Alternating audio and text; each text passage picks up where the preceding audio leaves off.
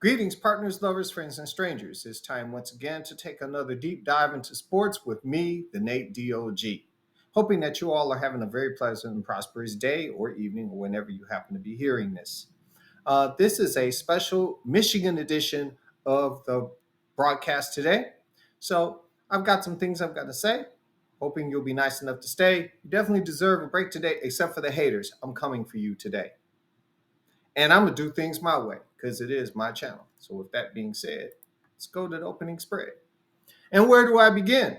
Let's start with Michigan's impressive win in the national championship game against Washington. Now, while I'm not one to look at victory and not be grateful, this game should have been over at the half. Michigan, for the majority of the game, outplayed and basically beat Washington up. The way Michael Penix looked after the game summed up how they were feeling and what Michigan had done to them.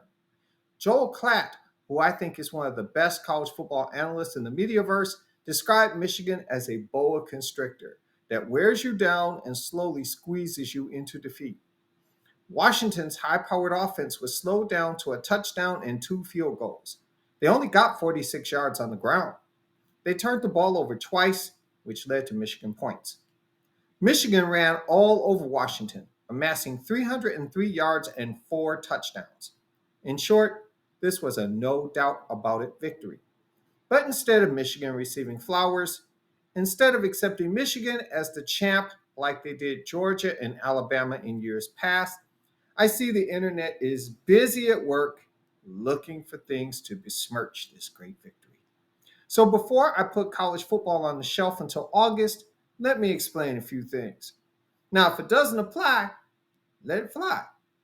But I'm directly speaking to those who, instead of saying wait until next year or congratulations or nice job, instead they are on their knees praying and wishing and hoping for Santa NCAA to drop some hoped for sanctions in their stockings so that this national nightmare of Michigan greatness may go away. Now, in my previous thought drops, I have addressed the scandals that Michigan found themselves in. If you want full details, please go back to the channel. I have the videos. They are labeled appropriately. But for context, Coach Harbaugh sat 3 games at the beginning of the season for a recruiting visit during a dead period. It was self-imposed by the school in the hope of mitigating any further sanctions. That's still pending. But based on previous rulings, the coach may get maybe a suspension of a few more games, or he may lose some scholarships, or he may get both. The key is that no illegally recruited players were used in games. Now, that is critical because the NCAA will vacate games with ineligible players. All of Michigan's players were eligible, and so were their coaches. Now, more on that later. The team wins all of its games until the alleged sign stealing probe begins. And the internet started pulling out their grainy photos of what they thought was evidence. The media, led by the wonks on the worldwide leader of misinformation, had Michigan tried, convicted, and proven guilty. However, no one has proven that Michigan had possession of said intel. No one has proof that the coaches used this intel. And by all accounts, that they all agree on this, the players were not involved in any of this. I explained in previous videos that advanced scouting can be done more cheaply just by watching the games on TV. They break it down better than anyone else can. Other coaches have also admitted that sign stealing is common and that all teams do it to a degree. Now, as we speak, the NCAA is conducting an investigation where some schools were gaining unauthorized access of other schools' practice film via Catapult. And one of Michigan's biggest rivals is alleged to be the subject of this investigation. Catapult. Interesting. The point being is that sign stealing is one thing, but obtaining practice film of your opponents, Whew. Marinate on that for a minute. But back to my point. I have stated that all the speculation is just that speculation until the NCAA makes a statement. And as of today, they have said nothing. However, the Big Ten coaches, all jealous of the fact that Michigan has owned them the past 2 years, wanted Harbaugh suspended. And the commissioner did just that. Hours prior to one of the biggest games on Michigan's schedule, which was a road game with ranked Penn State, they sat Harbaugh. They sat him while he was on the plane. No due process, no nothing. So, as Michigan's head coach was chewing at somebody's end, Michigan won that game. They also did not have their head coach for a second straight road opponent in a trap game. Michigan came out of that winning as well. And finally, we all know about the win versus Ohio State. No coach, no signs, no espionage, same result, a win. By the way, Michigan accepted punishment for two reasons. Neither one of them was guilt. Number one, if Michigan had to get an injunction, and if they lost the appeal of the Big Ten's ruling, wins could have been vacated due to an ineligible coach participating in the game. Number two, Harbaugh did not want himself to be a distraction and complied because you notice ever since Harbaugh came back, every single game, they always talk about this sign stealing thing. Every single game. So it would have been a distraction, a major distraction, had he been there. But this team is mentally tough, as you will soon see. In any event, because he didn't want to bring that type of heat on the program, with him being on the sidelines, he complied. And Michigan responded with 3 huge wins. This was never an admission of guilt. It was chess, and it worked out in Michigan's favor. So, here Michigan is, waiting to see who the Final Four would be in the wake of Georgia's stunning defeat at the hands of Alabama. We all expected the committee to send Michigan and Washington, the 2 remaining undefeated teams. But Texas and Alabama crashed the party. Some say Florida State should have got in. After all, they are a power conference champion that was undefeated. In spite of losing their 2 quarterbacks, they still were the top dogs. While others said that Georgia was the best one-loss team in the country, and both camps felt that they were slighted.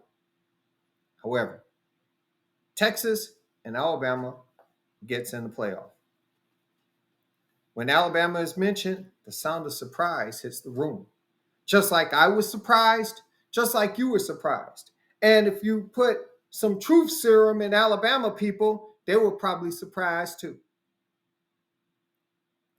The haters took the sound of surprise, though, as fear of Alabama. And this is nonsense.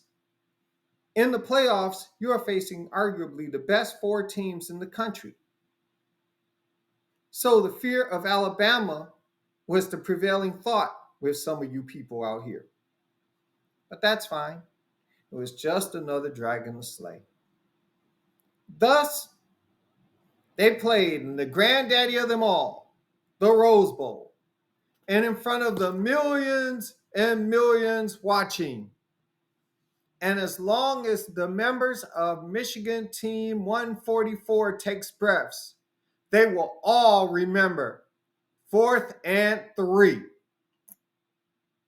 And so will Alabama after they were sent home after that stop.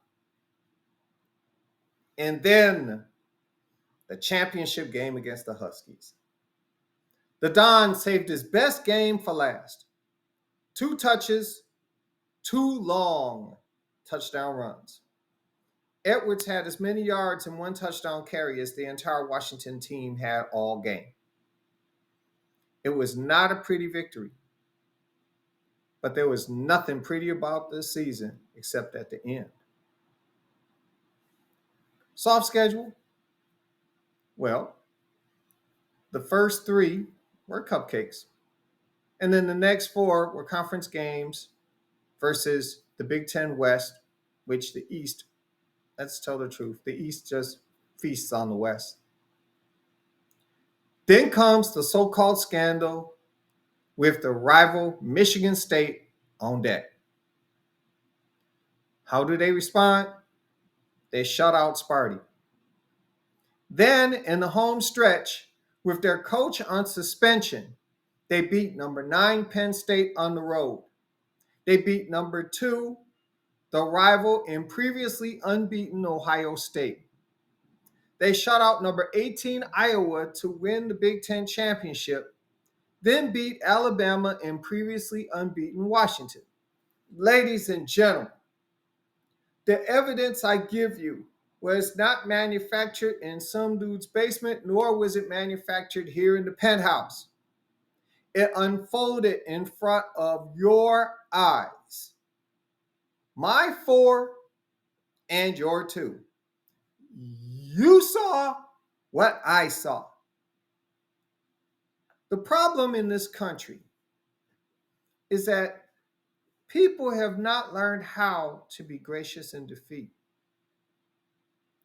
As a result, the winners must become more obnoxious and less humble because they are fighting to get the respect that they earned but no one wants to give. Despite all the results and all the games played, after all that is said and done, it comes down to people as either I win or you cheated. You ever thought about the fact that you just plain lost? Huh? When you play a game, there's a possibility that you will lose. But that's the nature of the world today. Someone will go in their basement, mix Kool-Aid with Haterade, and tell us that the game was scripted for TV to get ratings, or somebody got paid off, or someone did a favor for somebody such and such and such, or whatever nonsense that allows them to sleep well at night. Well, you guys are living in the Isle of Denial, and denial is not a river in Egypt.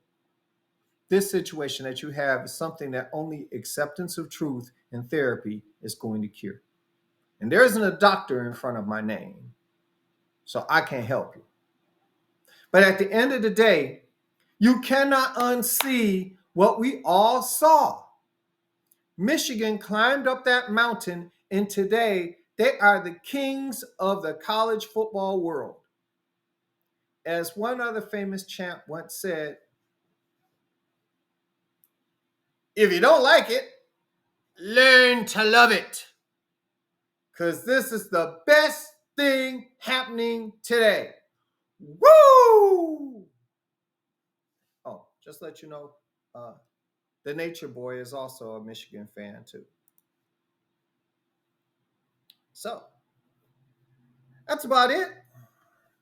I didn't want to make this long and drawn out because I got a lot of stuff to talk about, including the NFL, and that's going to be on a separate slide. So for the folks who just want to deal with pro ball and don't care too much about college, hey, just mosey on there when I get that done up.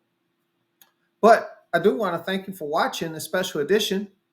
And like I said, I'm still in the lab creating an NFL playoff edition of the Thought Drop. And this is when I'm going to hold myself accountable because there's a lot of picks I just... oh, I whiff.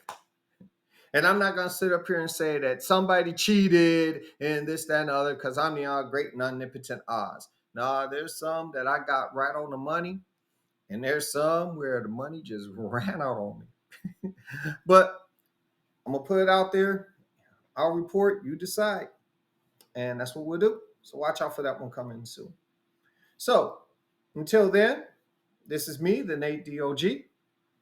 Oh, let me thank you again for watching. Please like, comment, subscribe, and really important, when you comment, there are kids that have subscribed to this channel. So therefore, I don't want you all sitting up here using language that you shouldn't be using. You know my motto. If you can't say it in front of your mama, don't say it here. Okay? So like, comment, subscribe, hit that bell so you can be notified about any other thought drops that come up, because I've dropped some random ones this week that you'll find entertaining. And like I said, as always in parting, I wish you love. I wish you peace, hair grease, and one other thing. It's great to be a Michigan Wolverine. Hail.